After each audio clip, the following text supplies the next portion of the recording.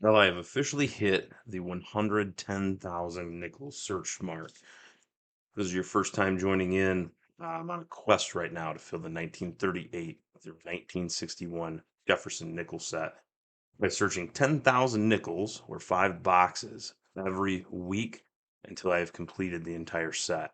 And I've decided to document this entire journey on YouTube. So this was officially the worst batch that went through today.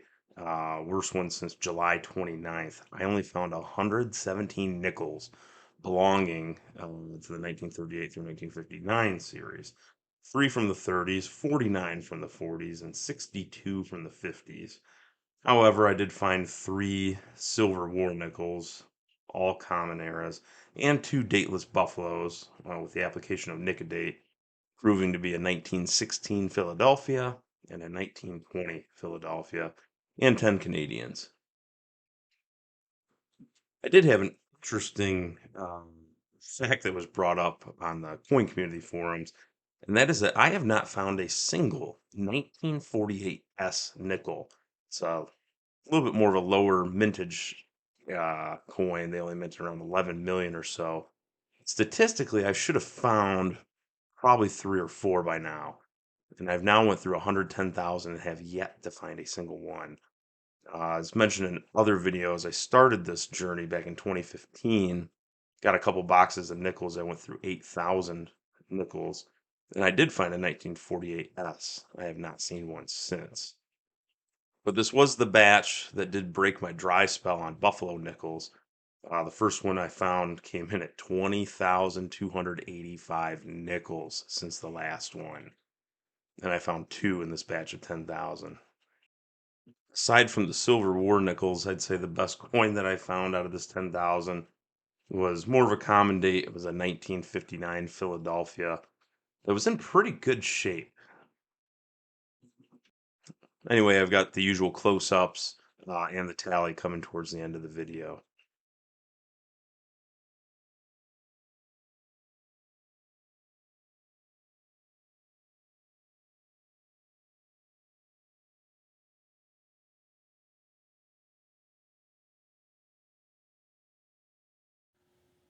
Well, with the stellar success that I had last week with that batch of 10,000, I did not go into this with high expectations, and I was absolutely correct.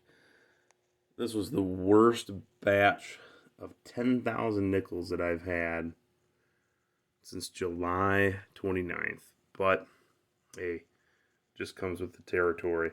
I only found 117 nickels from the 1938 through 1959 Jefferson series. However, I did pull three silver nickels. All three are very common. Nothing too exciting about that. I did finally break the Buffalo dry spout at 20,285 nickels. Both very common dates. I had to nicodate them. You'll probably saw in the time lapse. One of my buddies stopped over.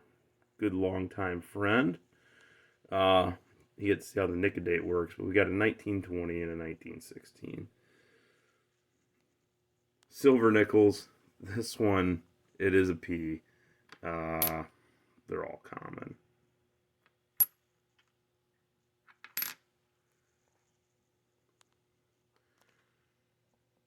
Saw the pair of random 2009s. I got both a Philadelphia and a Denver. That's it. Still no 1948S. I should have found 5 or 6 of them by now. I'm at 110,000. Here's all the updates. I'll look for more of the modern coins. You can see I've got, these are all pretty common. A 73, a 69S, 60. I'm sure I already have coins like this in this condition. And then I've also started, I find so many of these. My birth year is 1988. So any that I find in exceptional condition, I'm just setting them aside.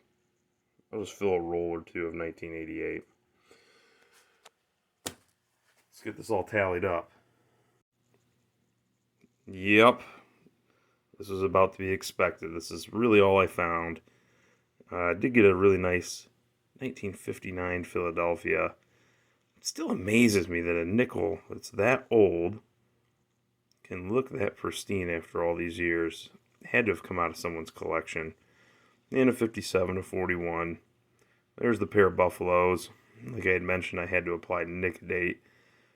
To retrieve the dates on these, we got a 1920 and a 1916. Just got done with the spreadsheet on here. I have to scroll over. Only 117 found in this hunt. It was not good. So far, I've pulled 1,371 nickels, 66, almost 67 hours into this. Of course, we've got Felix, the lead foreman on the operation. And you can pause here if you'd like. Here's the grand total of all the nickels that I've pulled from 1938 to 1959 out of 110,000 nickels.